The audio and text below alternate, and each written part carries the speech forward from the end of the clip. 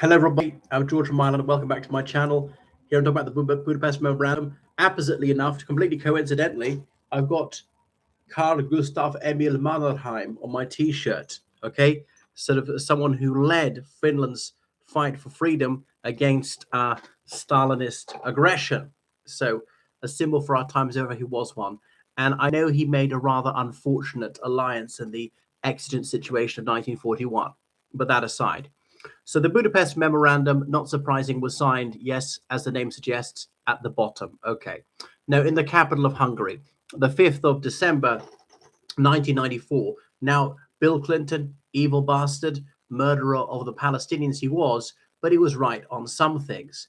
So there he met with the then president of Ukraine, Leonid Kravchuk, formerly the communist apparatchik, secretary of the Communist Party, the Ukrainian SSSR, and President Boris Yeltsin, president of the Russian Federation, and they signed it there.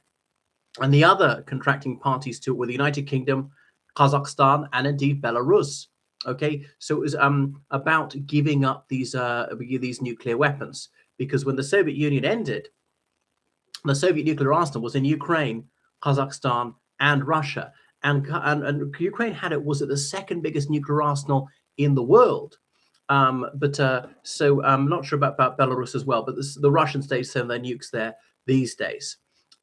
So they all reaffirmed their recognition of this, and they all became parties to the Treaty on Nuclear non-proliferation of nuclear weapons. Okay, so Ukraine gave away its nuclear arsenal to Russia for free, partly Russia respecting their sovereignty, and though they said they would respect the signatories' independence and sovereignty in the existing borders in accordance with the principles of the CSCE Final Act, close quotation. So Ukraine's borders were fixed, absolutely clear, and agreed at that time, agreed yet again by Russia in 2003, with even Putin himself recognizing the territorial demarcation, which includes the Crimean Peninsula as an integral part of Ukraine.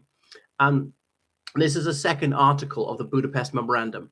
Refrain from the threat or use of force against the territorial integrity or political independence of the signatories to the memorandum, and undertake that none of their weapons will ever be used against these countries except in cases of self-defense, or otherwise in accordance with the Charter of the United Nations. Close quotations. So there's Russia's trying to take Ukraine's territory, constantly interfering with its independence, saying you can't do this with your internal policies, your external policies. So yet again, a flagrant and material breach of the Budapest Memorandum, a treaty freely entered into by Russia.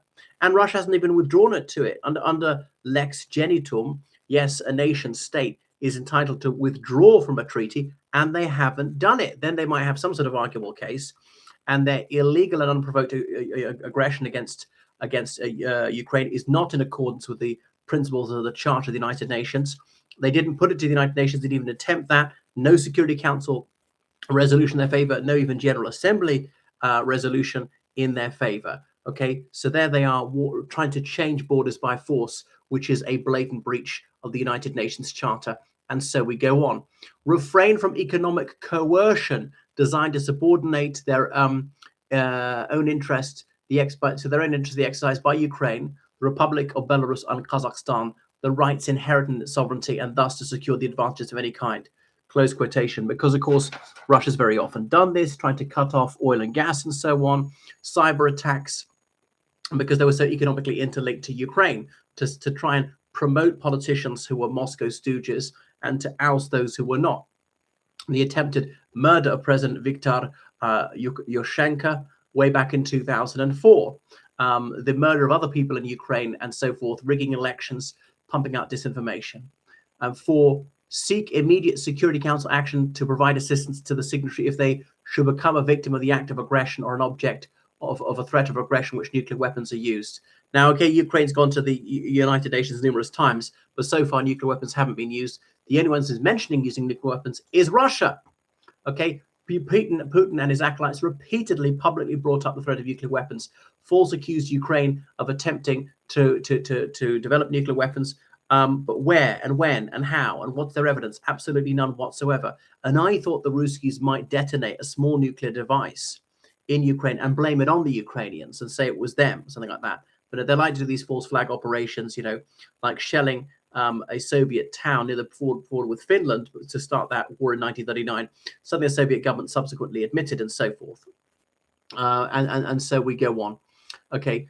It was all more about not nuclear weapons, which they haven't. So there they were giving away all this stuff, right? And there was a declaration of state sovereignty of Ukraine on the 19th of July, 1990. And Ukraine said it would not accept, produce, or acquire nuclear weapons. Right, didn't, but it already had them and eventually got rid of them. And now it wasn't clear there was going to be absolute independence, but it was the right to declare independence in 1990. They eventually did so in 1991. So, yeah, there was the Lisbon Protocol to the START I Treaty, signed in 1992 as a strategic treaty for arms limitation, really, and so forth. So these are the Budapest Memorandum, and security guarantees from the United Kingdom and indeed the United States. So, yeah, so the US was concerned about nuclear proliferation. The more countries that have them, the more likely they're to be used. Russia, Kazakhstan in severe economic difficulties. If they don't use them, sell them to North Korea, whoever. And so the United States doesn't want more countries, Saudi Arabia, whoever, to try and develop them. South Korea, Taiwan, well, why shouldn't they? But you've got security guarantees. But, you know, if the United States is not honoring its word, is not assisting Ukraine financially, militarily, with intelligence and so forth, countries like Saudi Arabia, South Korea, forth, will draw the conclusion, well, we're going to have to develop our own nuclear arsenals. And they could afford to. Because the United States is not to be relied upon. Now, you might say that the USA shouldn't be an ally of Saudi Arabia, and indeed it shouldn't. It's a regime even more egregiously oppressive than that of Iran. And I'm not against Saudi Arabians, there are plenty of good Saudi Arabians, but they suffer under their regime. They will see that the United States is a faithless ally, and Uncle Sam often has thrown its allies to the wolves and has appeased its enemies. So this is something that was signed by the president of Russia, ratified by the Russian parliament, and they had democracy back then. They had real elections in Russia. And the 1996 election, it was thought that Yeltsin would even lose. Scraped through the first round, won the second round, although there may well have been fraud in the second round. According to Boris Nemtsov, Dmitry Medvedev later told him that actually Yeltsin lost the second round, and they just falsified the votes. They manufactured lots of bogus votes for him, so that Gennady Zyuganov, the communist, didn't get back in. But anyway, but that's by the by. The Duma that ratified this was a real Duma of really elected deputies and so on.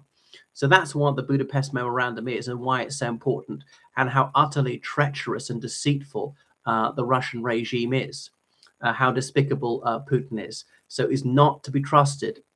And don't trust him. You'd be absolutely imbecilic to trust him. Who's an idiot enough to trust a single word he said? He will renege on his promises. He will shamelessly break them. They were sworn on a stack of holy Bibles. He will break his promises. Do not trust him as far as you can punch him. Anyway, thank you so much for watching my channel. Make sure you subscribe on Patreon. Donate to PayPal, georgecallan79@gmail.com. Goodbye.